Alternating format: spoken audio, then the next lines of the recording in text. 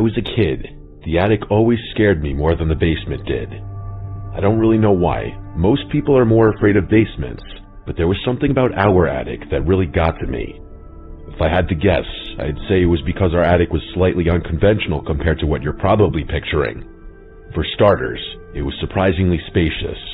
Most attics are typically cramped and congested, which makes sense, but our attic was built in such a way that you didn't ever have to crouch when you were up there. You might think that would imply we used it more often, the same way anyone would use excess space. But no. I'm not really sure why, but my parents treated it like a glorified storage room. That was its sole purpose. Thinking about it now, they honestly avoided it as much as possible. The other thing about it was that it had so many nooks and crannies built into it.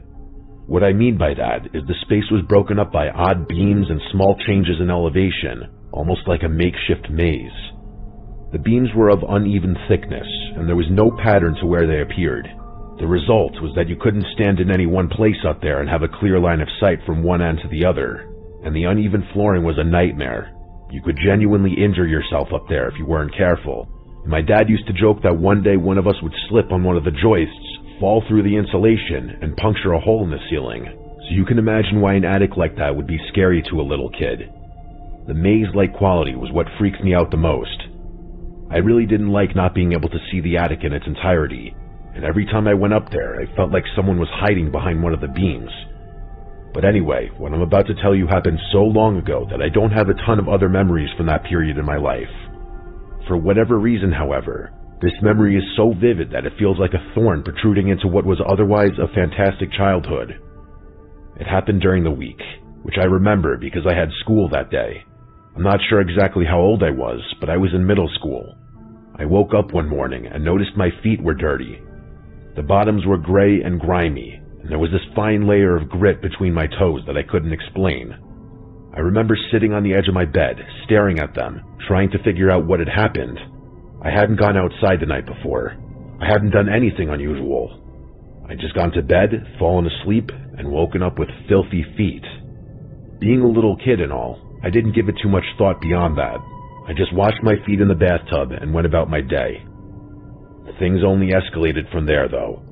A few days later, I found a box in my room that didn't belong there. It was the small cardboard box filled with old photographs, the kind my parents kept stored away in the attic. I had no memory of bringing it downstairs, and when I asked my mom about it, she just assumed I'd been rummaging through the attic for some reason. I told her I hadn't, but she didn't seem concerned. She just took the box back upstairs, and that was that. Then it happened again. I woke up one morning and found an old lamp sitting on my desk. This ugly brass thing that I vaguely recognized from the attic. This time I was sure I definitely hadn't brought that down. I would have remembered carrying a lamp through my house in the middle of the night. But there it was, sitting on my desk like it belonged there. That's when things started clicking into place. The dirty feet, the box of photographs, the lamp. I wasn't just sleepwalking. I was sleepwalking to the attic. The realization didn't scare me right away, but it made me feel strange. The idea that I was unconsciously navigating that maze of beams and uneven flooring in the dark, completely unaware of what I was doing, was weird. I told my parents, and they reacted exactly how you'd expect. They said sleepwalking was completely normal, that lots of kids did it, and that I'd probably grow out of it. I wouldn't exactly say they were dismissive, but they weren't overly concerned either. To them, it was just one of those things. But to me, it was more than that. After the next incident, I started dreading bedtime. I'd lie in bed for hours after I was supposed to go to sleep, fighting it because I was terrified of what might happen once I was unconscious. I obviously couldn't fight sleep forever, though, and every morning, I would frantically check my feet to see if they were dirty. If they were clean, it had been a good night. If they were dirty, it had been a bad night. They were usually clean, but those few times they weren't really got to me. There was no denying that I was definitely going up to the attic regularly, and the worst part about the whole thing was that I had no memory of it whatsoever. For all I knew, I was spending more time up there than in my own bed. The fear I felt during that period was different from anything I had ever experienced. It was like the slow, creeping dread that never went away. It was awful, but nothing was scarier than what I'm about to say. I woke up one morning, only it wasn't morning. It was still dark out. It took me a few seconds to realize it, but I wasn't in my bed either. In fact, I wasn't even lying down. I was standing. That was the first thing I registered. I was standing upright in complete darkness, and I had no idea where I was. For a few seconds, my brain couldn't even process it, but then the recognition hit me. I was in the attic.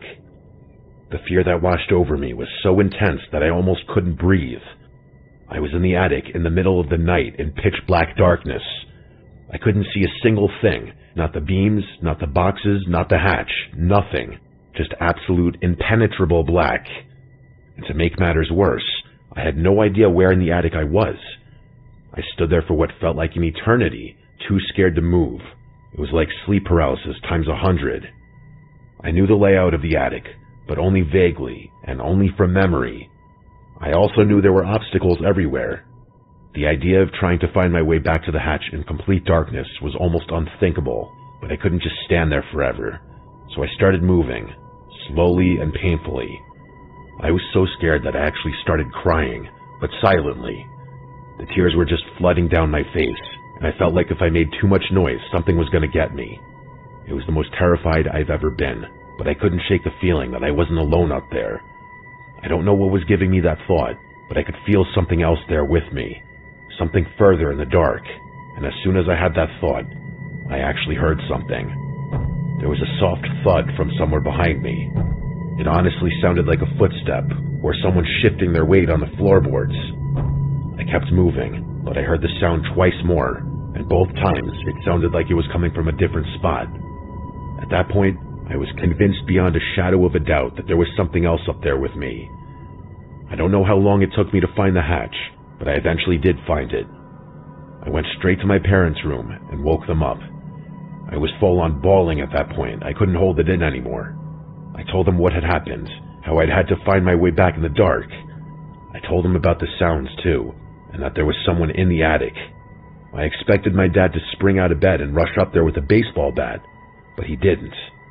They didn't even really take me seriously. My mom just hugged me and told me it was okay, that sleepwalking could be scary, but it wasn't dangerous. My dad offered to put a lock on the attic hatch if it would make me feel better, and I said yes, obviously. But I knew what I heard. I insisted that they at least check the attic, and my dad finally agreed. As I was watching my dad climb up there was a part of me that genuinely thought he wasn't going to make it back. But not 2 minutes later, he was already climbing back down the ladder. He told me there was nothing up there and to go back to sleep. So that's what I did, but lying in bed after that experience was the worst night of my life. After that, the sleepwalking did stop. I'm not sure what I would have done if it had continued, and speaking of that, I've never been able to fully accept the sleepwalking explanation. I know that's the most logical explanation. Sleepwalking is a real thing that happens to people, and there's nothing supernatural about it. But there's this part of me that can't let it go. The way I always ended up in the same place, the attic, never anywhere else in the house, and the way I was apparently capable of navigating the maze of beams and obstacles in complete darkness without even hurting myself. And most of all, that night I woke up standing in the dark. The sounds I heard, I still believe there was something up there with me, I really do. What it was, I have no idea. I'm obviously a lot older now, and I've brought these concerns up to my parents several times, but they always give me the same dismissive answers. It almost feels like they themselves don't want to think about it, which also doesn't make much sense to me. I doubt I'll ever get the answer I'm looking for.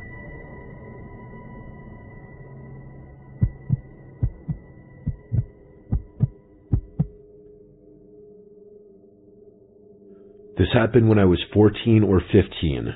My family lived in this old house that had been passed down for generations. My dad grew up there, and so did his parents before him. I don't live there anymore, but I still think about what I'm about to tell you from time to time. Like most houses, it had an attic. It was basically a graveyard for stuff nobody wanted to deal with, like old furniture, boxes of God knows what, and Christmas decorations. That last one was the only reason anyone ever went up there. Once a year right before the holidays, and then once more to put everything back. This happened around Christmas time, but Christmas has basically nothing to do with the story. That particular Christmas, my dad decided I was finally old enough to grab the decorations myself. He gave me the whole rundown, which boxes to look for, something about the lights being in a separate container near the back wall, and I nodded along like I was paying attention. I wasn't, not really. I was thinking about something else. We finished talking, and he sent me up to the attic. I climbed the ladder and pulled down the little chain to turn on the light. I remember looking around and thinking I genuinely couldn't remember the last time I'd been up there. But then I realized there was a problem. I had absolutely no idea what my dad had actually told me to grab. I couldn't remember any of his instructions, and there was no way I was going back to ask him to repeat himself. My dad had this thing about that. He'd get legitimately pissed off if you made him say something twice, so I just started opening random boxes that looked like they might contain Christmas decorations.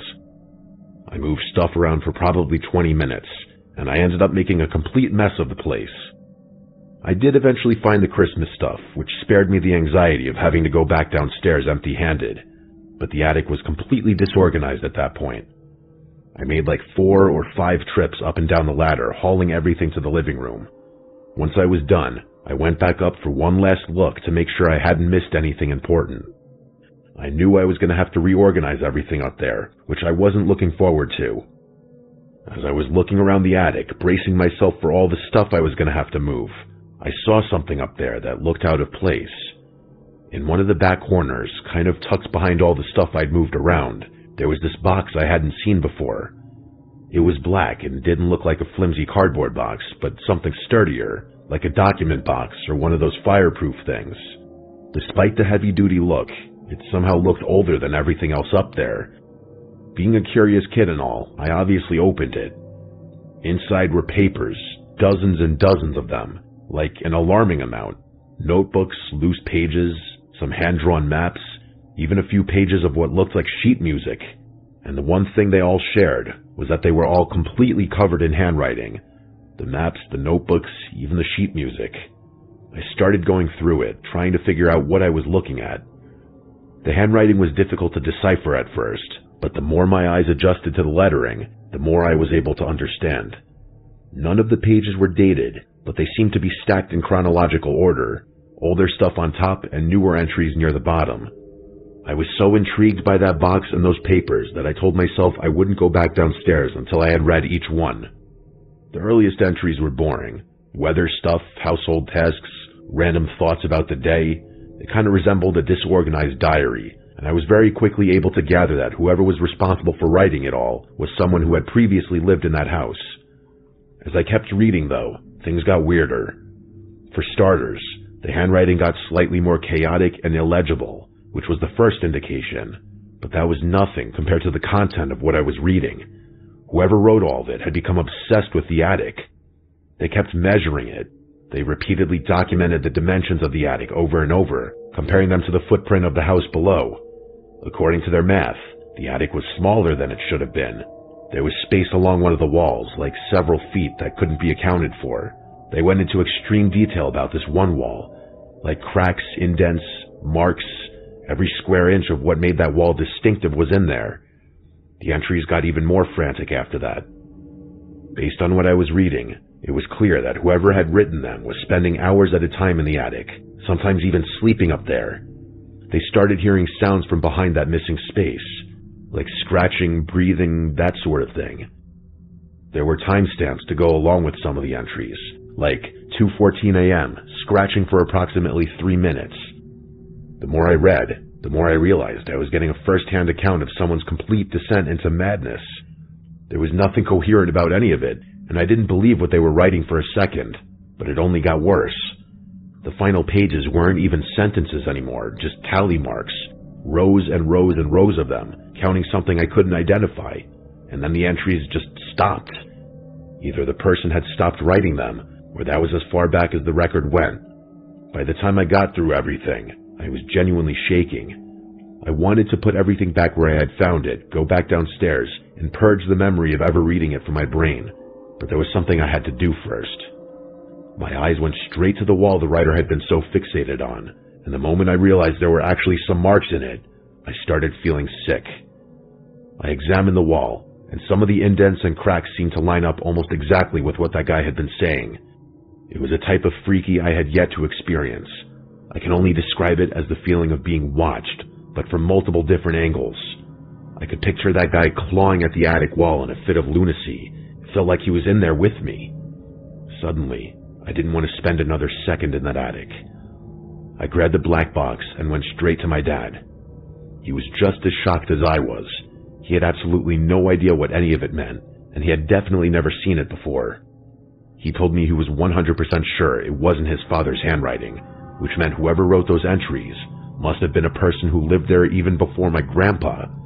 The thing was, his parents were both gone, and he knew absolutely nothing about the people who had lived in the house before them. My dad went up to investigate, and to my surprise, he took me with him. I felt a lot safer having him with me, so I didn't argue. I stood off to the side while my dad inspected the wall more meticulously than I did, using some of the pages as a guide. After a few minutes, he froze up like he was thinking. I thought he had given up, but he turned to me and told me he was going to rip the wall down. I was actually kind of shocked by that, but I was in no position to oppose him. So that's exactly what he did. He ripped that wall down with some tools from the garage, and what we saw was shocking. The writer had been right. There was a space back there, a lot of space. It was several feet deep, and it ran the whole length of the wall, but that wasn't even the worst part. The walls of the hidden space were covered in markings. Black lines, symbols, shapes I didn't even recognize. They covered almost every surface. I don't really know how to describe it, but those marks were something else entirely. They didn't look like writing. The implication was even worse than that, though, because my dad and I soon realized that there was no alternative entrance to that hidden space. So how could someone have ever gotten in there in the first place? My dad and I just stood there, completely overwhelmed by what we were looking at. Eventually, once the initial shock wore off, we confirmed there was nothing else in the space, and there wasn't. The entire room was empty with the exception of whatever was drawn all over the walls. Things didn't end there. The more we thought about the situation, the less it made sense. At one point, my dad pointed out that whoever wrote those notebooks, whoever had been so obsessed with documenting every little detail, did not seem like the type of person who would so neatly organize everything in a little box and tuck it away in a corner. Compulsive behavior doesn't end with tidy archival work. That thought hadn't occurred to me until that moment, but I had to admit, he was right. But that could only mean that someone else had compiled the collection. My dad was 2 steps ahead of me. I watched as this unreadable look washed over his face. It looked like a mix of sadness and confusion. He was quiet for a little, then said it must have been his father, my grandfather. He must have found the writings at some point, gathered them together, and stored them in that box. There wasn't much to do after that. My dad admitted years later that his dad having withheld something like that from him, and why he would even do that in the first place, was something that would eat at him forever. And I don't blame him. As for me, I don't really know what to make of any of it. It happened so long ago that I don't think it matters anymore, but if I think about it for long enough, I can still freak myself out. I don't think anyone can rationalize it. There's no reasonable explanation. I used to think that whoever had written those entries was the same person who had scratched up that hidden space, and that they were probably just insane. But there were things in those pages that someone could only know after the wall was put up. But with the wall being up, there was no other way into that space. It truly makes no sense. My dad wouldn't let me keep the box when we ultimately moved out of that house. For all I know, it's still up there in that attic. All I know is this is a mystery I'll take with me to my grave.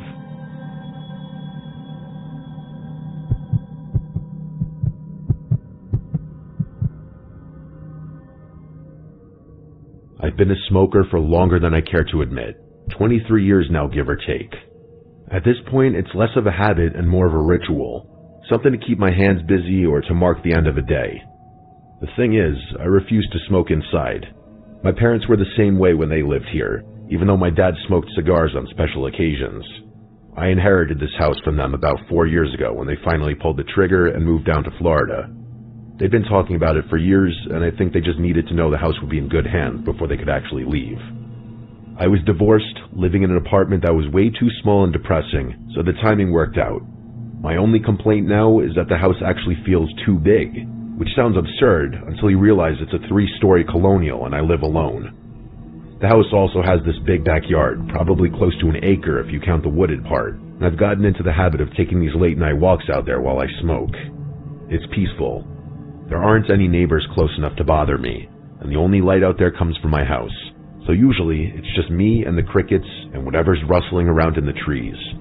I usually do a full loop around the property line, which takes about 10 minutes if I'm not rushing. It's become my version of meditation, I guess.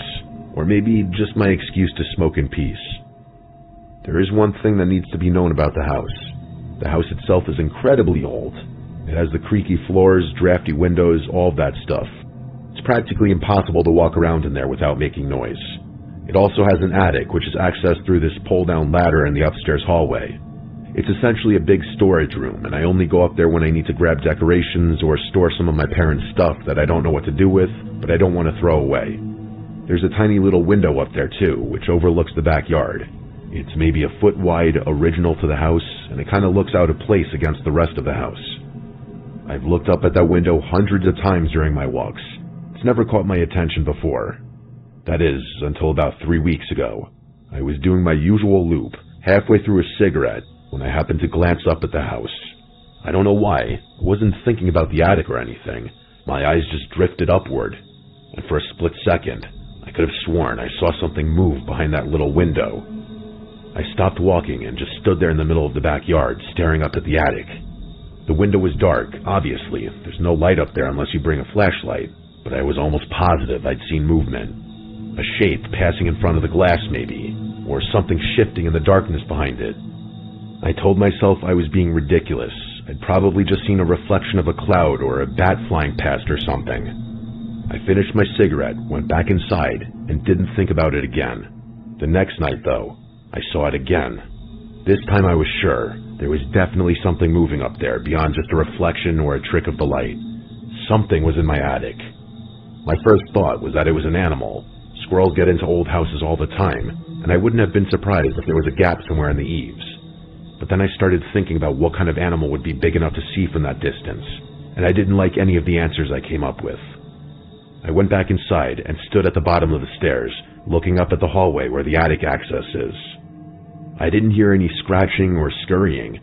I actually didn't hear anything for that matter, which didn't make sense. I really didn't want to go up there, but I had no choice. If something was in my attic, I needed to know about it. So reluctantly, I turned on my phone flashlight and pulled down the ladder. It was especially nerve-wracking because the layout of the attic meant I'd have to go up blindly. If there was something lurking just beyond the opening, I wouldn't be able to see it. I climbed up slowly, trying to convince myself I wasn't scared out of my mind. But I was, and my fears were almost immediately justified. I was not prepared for what I saw up there. It wasn't an animal that was up there. It wasn't a person either. The attic was a complete disaster. I don't mean messy, I mean destroyed. Everything was in complete disarray. There wasn't a box or bin unturned, but I wasn't thinking about any of that. All I could think about was the black paint, or at least what looked like black paint that was smeared across every wall up there, including the ceiling. It was disturbingly thick, almost chunky, but the worst part by far was how wet it looked, as if it had been smeared only moments earlier. It was still dripping in some places, so I was 100% sure it was fresh. That initial glimpse freaked me out so much that I genuinely almost fell off the ladder. I don't know why, but seeing that dripping paint terrified me to the point that I felt like I couldn't breathe. My brain immediately jumped to the worst possible conclusion. Some freak was in my house. I did one quick sweep of the attic with my flashlight to make sure there was no one in there, and that was it for me. I practically fell down the ladder in my rush to get back to the second floor. In a matter of seconds, my fear became anger. I was going to find this person, and I was going to defend myself. I started tearing through the house, checking every room, but I didn't find anything. And the more I looked, the more discouraged I got. The adrenaline was also starting to wear off, and I was becoming much more afraid again, which didn't help matters at all. I cleared the house and went back upstairs to my bedroom, thinking maybe I had missed something. But even after checking the whole room again, I didn't find anything. The moment I paused to take a breather, though, I heard something. 2 thumps, then what sounded like something heavy being dragged across the floor. The sounds were coming from directly above me, which could have only meant one thing. The attic. How stupid of me. Whoever was up there had probably never even left. They had probably been hiding behind one of the overturned storage boxes. I don't know where the courage came from, but something in me snapped. This was my parents' house. and whoever was up there violated it. Before I could talk myself out of it, I ran downstairs to the kitchen and grabbed the biggest knife I could find, and you best believe I was ready to use it. I went back upstairs and pulled the ladder down again. My hands were shaking so badly I could barely grip the rungs, but I forced myself to keep climbing. And then I just started screaming like a full-on lunatic. I burst through the attic opening, yelling at the top of my lungs, waving the knife around like some kind of maniac. Part of it was anger, but honestly most of it was fear. I stomped around the attic as aggressively as I could, flipping boxes and screaming the whole time, but there was no one up there. I was sure about it this time. My attic isn't that big. It's just one big space, so there's quite literally nowhere to hide. There was something up there though, something new. Seeing it killed every ounce of bravery I had managed to scrape together. There were scratch marks everywhere. Long, deep gouges in the wooden beams and floorboards, like an animal had been clawing at them. The paint from before was still there, but the scratches were layered over everything, and after seeing that, I was done. I ran back down to the first floor bathroom, locked myself in there, and called 911. The police arrived maybe 15 minutes later. 2 officers went up to check the attic while I was waiting downstairs with the third one. When they finally came back down, all they could tell me was the attic was empty. They also told me they couldn't find any gaps anywhere up there. So whoever had vandalized my property and terrified me must have left through the house. I insisted that their explanation was impossible. I would have heard them leave. Like I said before, the house is incredibly creaky, so even the slightest step is enough to make a sound that I would have heard, even from a floor down. But there was nothing else the officers could do, and nothing else they could tell me, so they left. It's been 3 weeks since that night, and luckily there haven't been any further incidents. So I guess I have no choice but to believe that some homeless person snuck into my attic, vandalized it for whatever reason, and left without me noticing. But the problem is, I don't believe that. I really don't know what to make of all of this, but I refuse to believe that some homeless person caused all of it. It's something worse than that. I still haven't been back up there, even to clean the paint. I really don't know what to do.